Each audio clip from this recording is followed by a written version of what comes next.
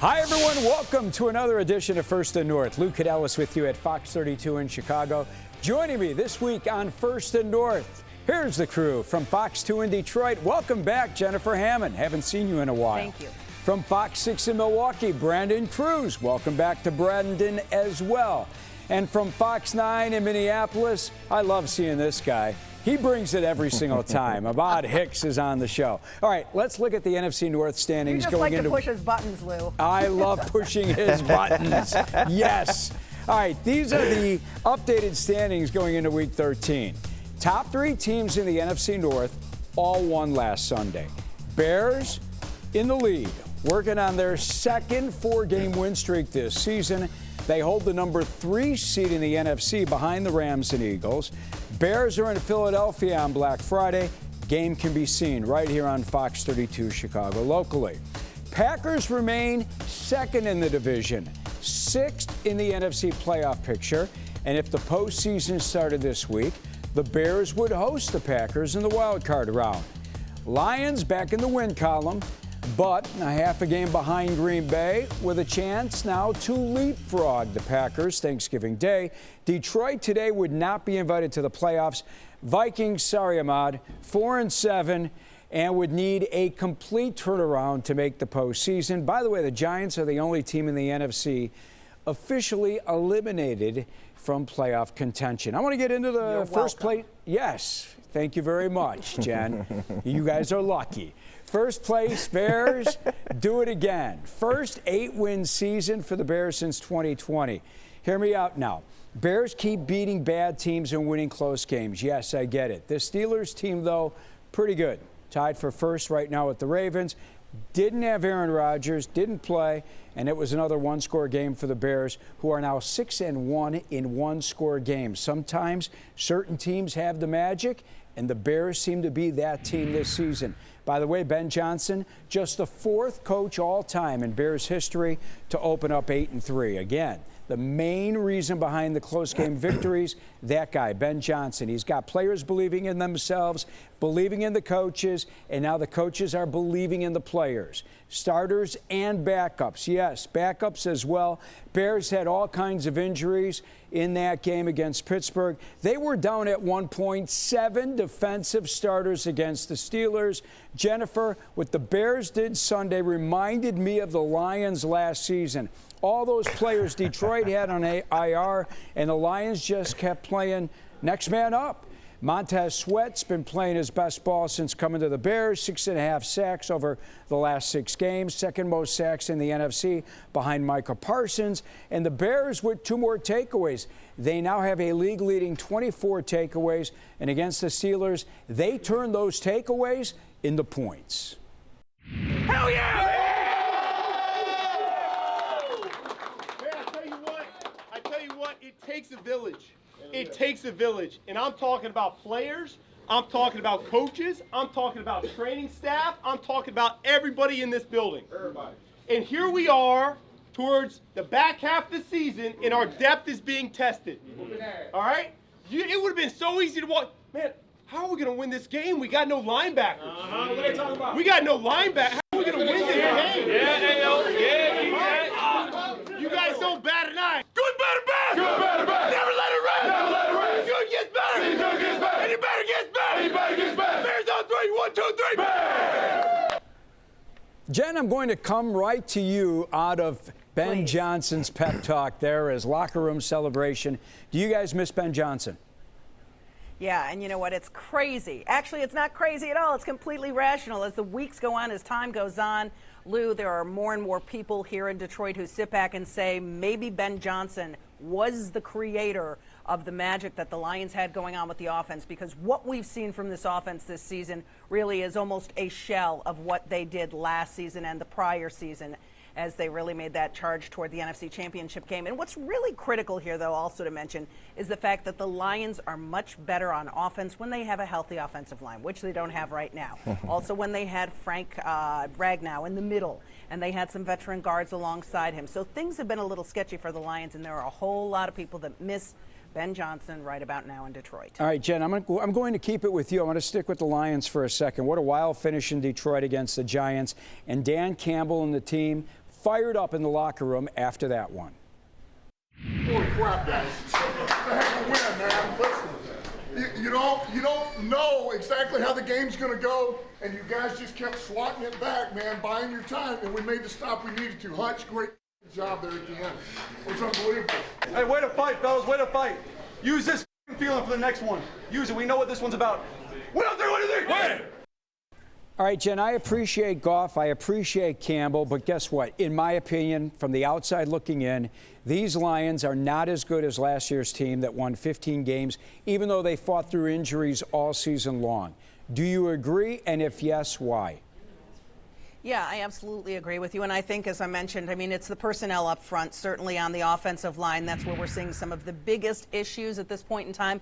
And give those guys credit. I mean, they are very beat up. They are battling through to the best of their ability. And we even talked yesterday to Tate Ratledge, who said, you know what, his game against Green Bay in the season opener was probably the worst of his career, and that was his first of his career in the NFL. And they are trying to slowly get better. We saw them run the ball very well. So without taking anything away from that offensive line, I mean, Gibbs was amazing, but the offensive line also created a lot of those creases for him to get through, and he ran up the middle on some of those long runs, the 49, the 69. He found a crease right up the middle thanks to that offensive line. But I do think that there's something going on offensively that this team needs to find an answer to, and in a big hurry, because they've got to be able to keep up with this not only Packers offense, which hasn't been as great lately, but the Packers defense, and they're going to be coming. I mean, they know how to get Jared Goff off his mark. They've really been they gave them huge issues, 5 sacks, also holding them to just 46 yards rushing in that first game that they lost in the season opener at Lambeau. So it's going to be a hugely tall task for the Lions offense as they exist now and as they played against the Giants to be able to beat this Packers team. But again, I think there may have been a little look beyond the Giants, and nobody will ever admit that to you. But it happens in the NFL. It happens in life. You're feeling good about yourself. A 2-9 team comes in, and you think, yeah, we'll just play our game. But they've certainly got to clean some stuff up and play a whole lot better to beat that Packers team on Thursday. All right, I'll get to the Packers and Brandon Cruz in a second. Ahmad, J.J. McCarthy had another awful showing against the Packers, and it hurts me to say that. He's a LaGrange Park kid. He's a local kid in this town. He's somewhat of a hero after what he did at Michigan. Were his struggles against the Packers more of his own doing or Green Bay's defense? I think there was a combination of it. I mean, if you look at the TV copy of the game, you can just make the assumption that J.J. McCarthy was awful. But if you go back and you look at the All-Pro 22 look, it's like, all right, well, maybe some of the play calls were bad. The offensive line that the Vikings spent a ton of money on, $100 million plus on 2 guys, a first-round draft pick and Donovan Jackson, they just not have been good this year. That was the first game that all 5 offensive line starters played together, and guess what? They didn't end the game playing together. So, yes, J.J. McCarthy has to shoulder a lot of that responsibility because he's the quarterback in the National Football League. But I think it was a total team effort that kind of was a letdown offensively. Kevin O'Connell didn't do him any favors, putting the training wheels on him in the first half, calling 58% runs, and then Miles Price with the costly turnover there coming out of the second half. But just putting it mildly, J.J. McCarthy has to be better. I mean, he has 10 interceptions this season. That's never going to get the job done as a QB1 in the National Football League. All right, let me bring in Brandon now. Brandon, Packers defense dominated that second half against Minnesota. Man, only gave up 4 total yards, had 5 sacks, 2 coming from Micah Parsons. When Green Bay's defense plays like it did last Sunday, I'm telling you, they're a Super Bowl team, aren't they? The defense has been phenomenal. I mean, that's the one thing. Even in their losses, the defense has played great, especially lately. And it's all starting to come together right now. And this is the time of year when you historically look at what Matt LaFleur has done. The Packers win. The Packers don't lose from this point on generally because of the adjustments they've made and the way things start to progress for this team. And usually it's the offense, but right now it is the Packers defense. And as you mentioned, they really just dominated the Vikings on Sunday. A lot of that was they were getting pressure on J.J. McCarthy, and if they weren't sacking him, which they did 5 times, they were creating turnovers, 2 interceptions, something the Packers defense hasn't been able to do much of this year. But last week, they had an opportunity for 4 interceptions, and they went through the hands where they just dropped it. The DBs did. That didn't happen against the Vikings. And so you start to see the momentum coming and that complementary defense where the offensive line or the defensive line is creating problems. The linebackers and the DBs then are able to take advantage because the quarterback is off balance or throwing early or throwing late. I mean, this is what the Packers are right now. They are now hoping that the offense catches up to where the defense is. All right, Jen, I want to go back to the Lions. Pass defense was bad, man. Gave up nearly 400 passing yards. Everyone blaming Aiden Hutchinson. I don't get it. Fans, Giants offensive linemen, what's the deal? Yeah, it's interesting because Aiden was asked about that just yesterday, and he said, you know what, that's fine. People can say whatever they want. I got a sack to end the game, and guess what? We won the game. So that's all he cared about.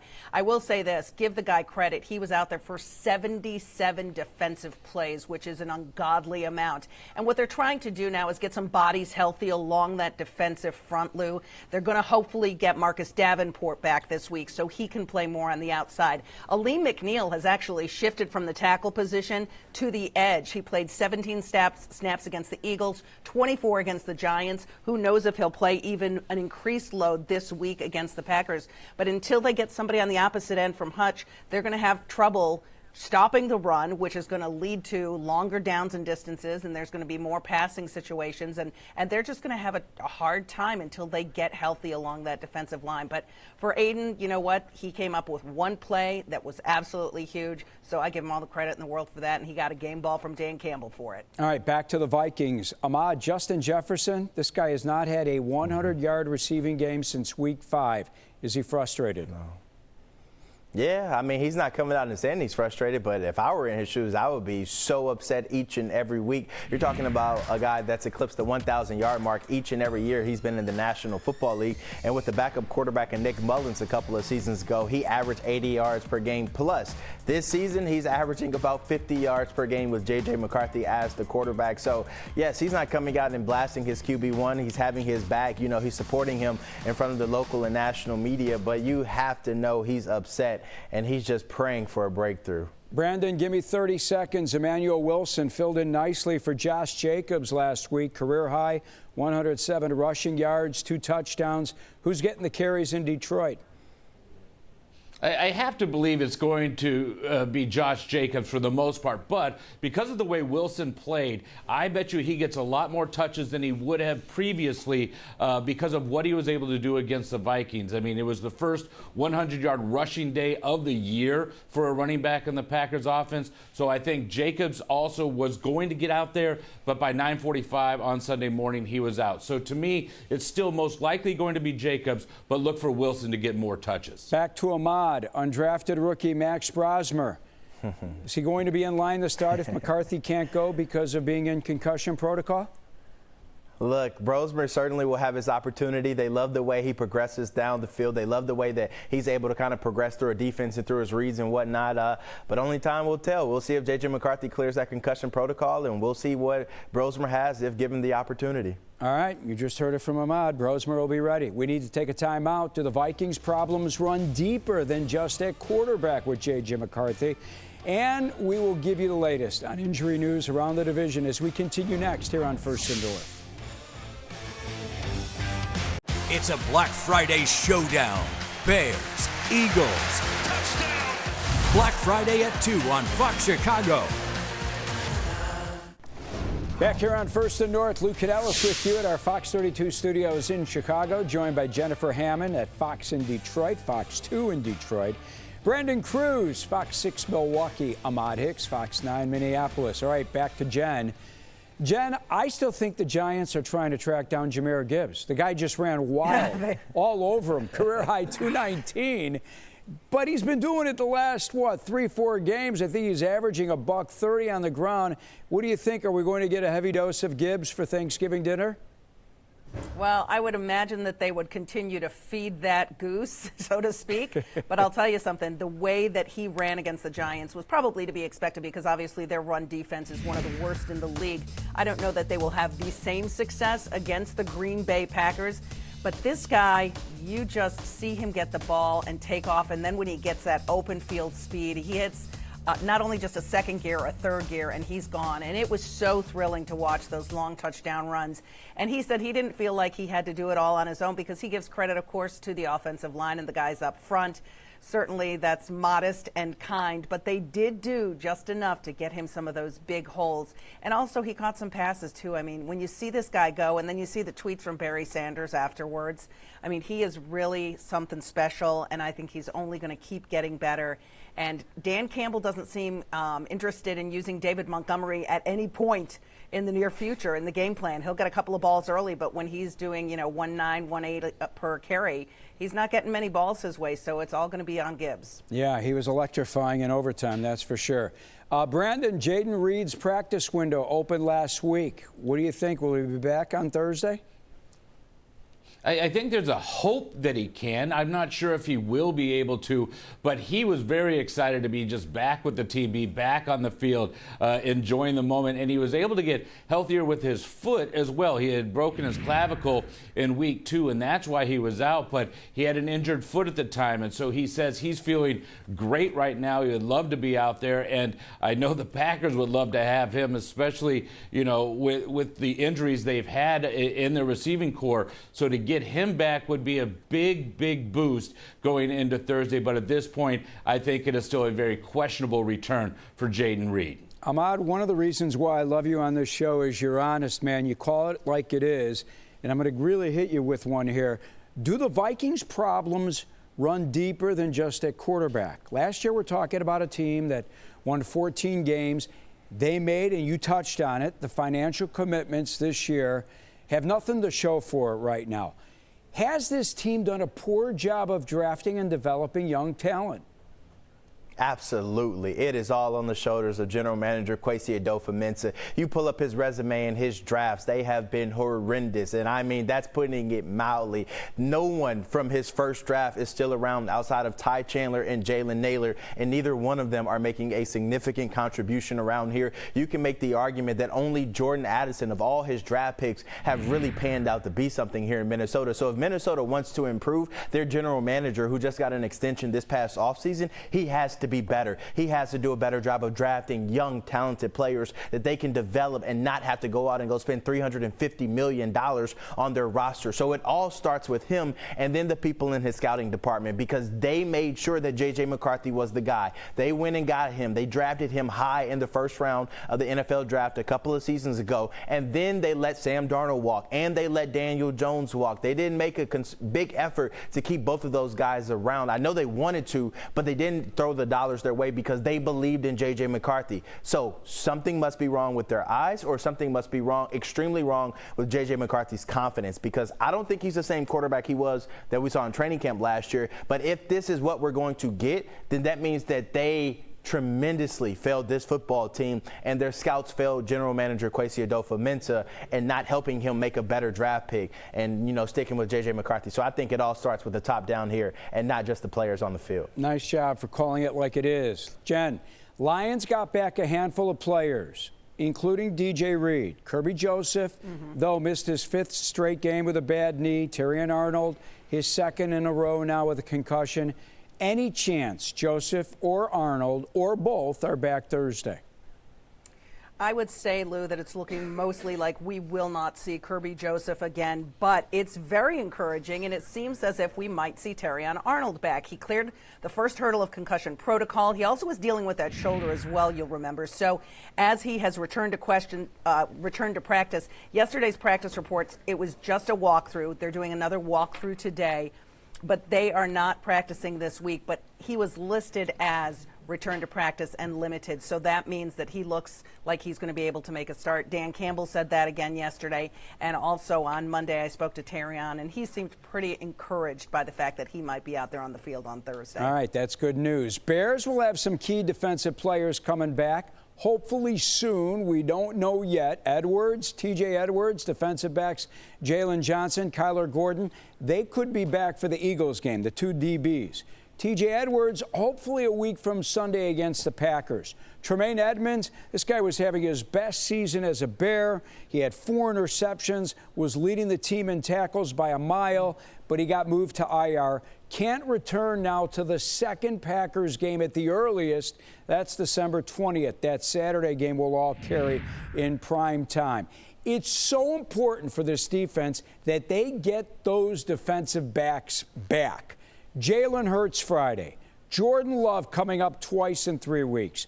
Brock Purdy and Jared Goff on the schedule. Bears will need them. Back to Jen. Lions host the Cowboys the following Thursday, a week from Thanksgiving. 3 games in 12 days. How are they going to handle this stretch, Jen? Yeah, it's crazy. And it's funny, yesterday Aiden Hutchinson said, you know what, as much as that sounds like just the gauntlet, we're only focused on the next one. We can't look beyond that. Those games, really, the fact that they've got 2 in a row on Thursdays after that, they don't get that recovery weekend that they typically get after Thanksgiving. Lots of hydration, lots of rest. They need some time because their schedule, as you see coming up, is really tough. I know the Bears have probably the toughest one so far in the NFC as the schedule for the rest of the season, but it's not going to be easy against the Packers or the Cowboys, at the Rams or at the Bears to end the season. So they've just got to get rest. They've got to get some guys back, and I do think that what they're trying to do is make sure that when guys do come back, with the case of Kirby, make sure they are healthy enough that they can keep them. All right, let's close the Jen, segment. I like how you skipped over the Vikings there. I love that. I love Sorry. that. Hey, you told me the full story. You told me everything I needed to know there, Ahmad. Look, I get it. Hey, Brandon, real quick, are the critics backing off head coach Matt LaFleur? I think a little, but I still think the pressure is on him. I mean, he needs to get this team going further into the playoffs. He needs to make the playoffs, obviously, with where they are right now, as you showed earlier, the 6th seed if it all ended today. So they do need to improve their stats. They need to improve what they've done in January in recent times. So I do think that the pressure is on him, especially with Ed Policy now in charge. Absolutely. We need to take our final timeout. We'll preview Week 13 around the division next here on First and North. It's been since 2019. Ohio State beats everybody except Michigan. Toughness! This is who we are! Matchups for Week 13 in the NFC North. Thanksgiving Day, major division battle. Packers, Ford Field, Lions. Then on Black Friday, battle for the 2 seed in the NFC. Bears, Eagles, Philadelphia. That game can be seen right here on Fox 32 Chicago. Sunday, Vikings, another tough defense. They'll head to Seattle to take on the 12th man in the Seahawks. Brandon, Packers haven't swept the Lions in a season series since 2020. Give me 20 seconds on why it's going to happen Thursday.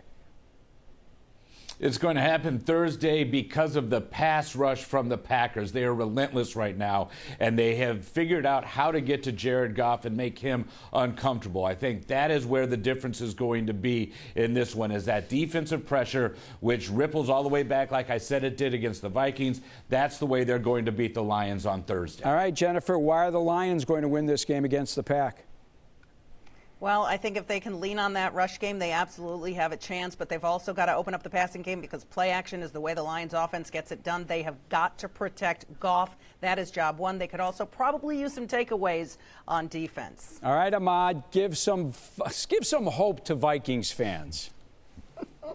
We're just going to pray. I mean, that's all we can do together. Just come together. Let's pray that something good can happen because they're going to try out another rookie quarterback, inexperienced quarterback. I don't know if that's going to be the answer. This defense has been playing better, but let's just all come together and pray. All right. Ahmad, he's fierce without a tie, I'm telling you. I know. Hey, battle for the 2 seed in the playoffs. Bears, Eagles. Bears playing in their biggest game since I don't know when. We know this team can beat the bad teams. Now they get the defending Super Bowl champs. Guys, have a happy Thanksgiving to you and your families. Thanks so much for another great show. For Jennifer, Brandon, and Ahmad, I'm Lou Canales. Happy Thanksgiving, everyone. Enjoy the weekend of football on Fox.